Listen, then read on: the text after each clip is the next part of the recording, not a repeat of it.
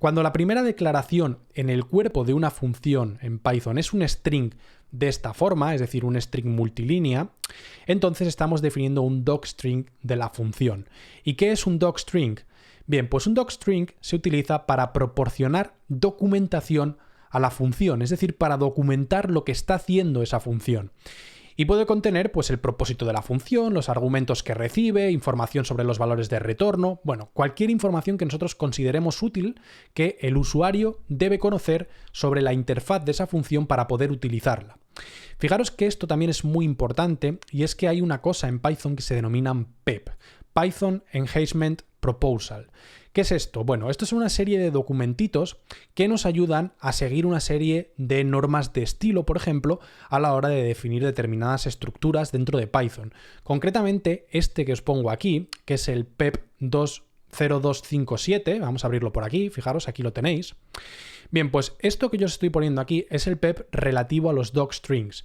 ¿Y aquí qué os dice? Pues bueno, os dice las buenas prácticas o las mejores prácticas para definir docstrings en una función, cómo podemos definirlos si queremos pasarle, pues por ejemplo, o documentar los argumentos que recibe, el valor que retorna, etcétera, etcétera, ¿vale? Con lo cual, echadle un ojo siempre a todas estas guías de estilo y tratad de programar lo más estándar posible y lo más adaptado a lo que Python nos propone por defecto, ¿vale? Bien, pues vamos a ver cómo podemos nosotros definir docstrings y documentar una función que nosotros hemos definido y lo más importante, después comprobar desde la llamada a esa función cuál es la interfaz de dicha función. Vamos a empezar por definir nuestra función ya más que conocida, def mi función. No voy a pasarle ningún argumento y aquí voy a documentarla, ¿vale? Voy a ponerle un docstring. Concretamente lo voy a documentar con una sola línea y le voy a poner esto es un docstring de la función, por ejemplo, ¿vale? Y luego pues le voy a poner que la función haga algo, pues por ejemplo print hola mundo. Simplemente me va a sacar por pantalla esta sentencia que tenemos aquí. Fijaros, esto es un docstring de una sola línea, cumple con lo que nos dice esta norma de estilo, PEP, y una de las cosas interesantes es que cuando yo vaya a invocar esta función, mi función, fijaros, puedo utilizar el mismo mecanismo que veíamos con las funciones definidas en Python por defecto.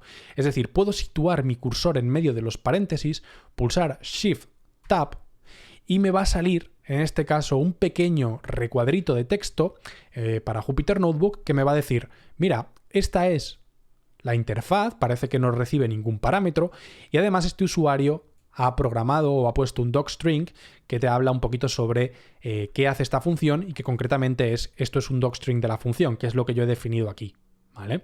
Entonces, fijaros qué útil es esto si yo, por ejemplo, defino unas cuantas funciones que realizan tareas específicas y después comparto estas funciones, este código fuente, con otra persona, con otro miembro de mi equipo, si estoy en una empresa o con cualquier otra persona que esté trabajando en mi proyecto para que las utilice en sus propios proyectos o en lo que sea.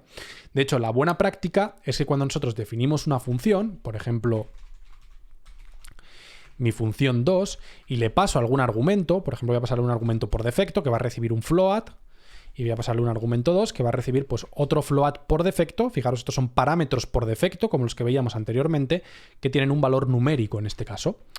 Entonces, las buenas prácticas te dicen que en tu docstring no solamente sea una línea, sino que tenga pues un poquito más de chicha, ¿no? Pues por ejemplo, primero lo que va a hacer esta función, en este caso esto, yo qué sé, es una función para demostrar qué es un docstring, ¿vale? Pero después lo interesante es que también pongamos cosas como, por ejemplo, pues mira, recibe una serie de argumentos de palabra clave, podríamos poner también de parámetros por defecto. El primero es arg1 y concretamente este argumento es pues lo que sea, lo que nosotros queramos o para lo que nosotros vayamos a utilizar este argumento dentro de la función, ¿vale? Pues es el primer argumento de la función y por defecto recibe el valor 0.0 y luego tengo arg2 que es el segundo argumento. Aquí tendríamos que poner pues para qué estamos utilizando este segundo argumento dentro de nuestra función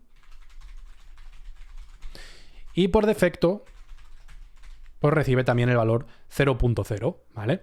Y aquí ya pues yo podría hacer lo que quisiese, ¿vale? Pues por ejemplo, sacar por pantalla los argumentos, lo que yo quisiese, por ejemplo el argumento 1 y después un return del argumento 2, cualquier cosa, ¿no? El código que yo quisiese meter dentro de esta función que haría algo con estos argumentos que después le va a pasar el usuario.